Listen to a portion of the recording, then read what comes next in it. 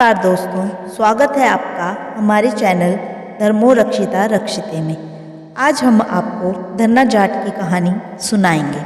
धन्ना जाट के पिता साधु सेवी सरल हृदय वाले किसान थे। पढ़े लिखे तो नहीं थे, परंतु वे श्रद्धालु थे। उनके घर इधर उधर जाते हुए साधु संत आकर 1-2 दिन रह जाते थे। धन्ना जी की उस समय आयु 5 वर्ष थी। उस समय एक ब्राह्मण उनके घर आया। उस ब्राह्मण ने कुएं से जल निकालकर स्नान कर लिया और अपनी झोली में से शालिग्राम जी को निकालकर उनकी पूजा तुलसी, चंदन, धूप, दीप आदि से की। बालक साधु को ध्यान से देख रहा था। उन्होंने ब्राह्मण से कहा कि पंडित जी, मुझे भी ये मूर्ति दे दो, मैं भी इसकी पूजा करूँगा। जाट के लड़के को शालिग्राम तो कौन देने चला था, परंतु बालक ने हट करके उस मूर्ति को मांगा। परंतु ब्राह्मण ने उसे काले पत्थर का एक टुकड़ा पकड़ा दिया और कहा कि लो बेटा, यही तुम्हारा भगवान है और तुम आज से इसकी पूजा करो।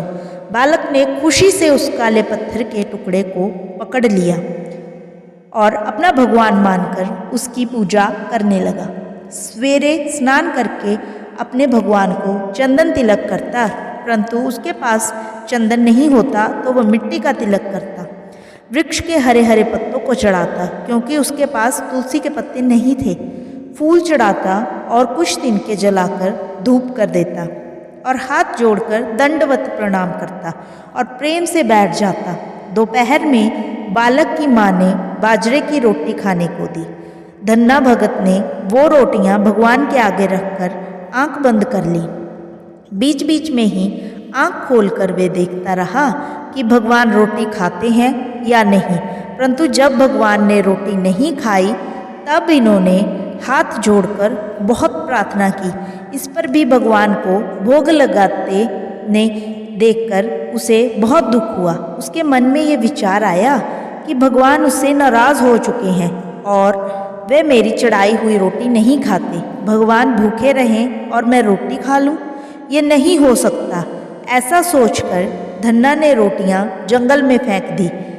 किस प्रकार कई दिन हो गए, ठाकुर जी नहीं खाते और धन्ना उपवास करता। दिन प्रतिदिन शरीर दुबला होता जा रहा है। माता पिता को कुछ पता ही नहीं है उसके लड़के को क्या हुआ है। धन्ना को सिर्फ एक ही बात का दुख था कि उसके भगवान नाराज हैं, वे उसकी दी हुई रोटी नहीं खाते। इस प्रकार धन्ना जाट को अपनी भूख का पता ही नहीं। कुछ दिन बाद जब धन्ना ने रोटियां रखी तो भगवान प्रकट हो गए और वे भोग लगाने लगे। जब भगवान ने आधी रोटी खा ली तब धन्ना ने ठाकुर जी का हाथ पकड़ लिया और कहा कि तुम इतने दिन क्यों नहीं आए, मुझे भूखा मारा और आज आए हो तो अकेले ही रोटी खा रहे हो। मुझे थोड़ी सी भी रोटी नहीं दी। बची हुई रोटी को भगवान ने धन्ना को दे दी।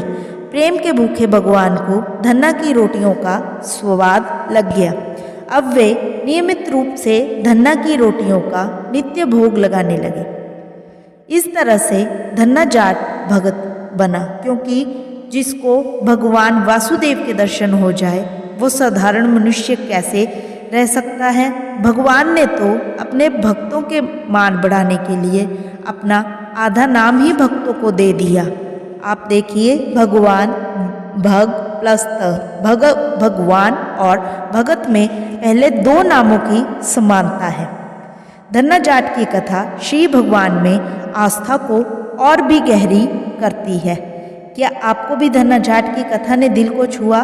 तो हमें कमेंट में ज़रूर बताएं। जय श्री राम। अगर आपको हमारी ये कहानी पसंद आई हो तो इसे लाइक करें, चैनल को सब्सक्राइब और शेयर करें। जय श्री कृष्ण।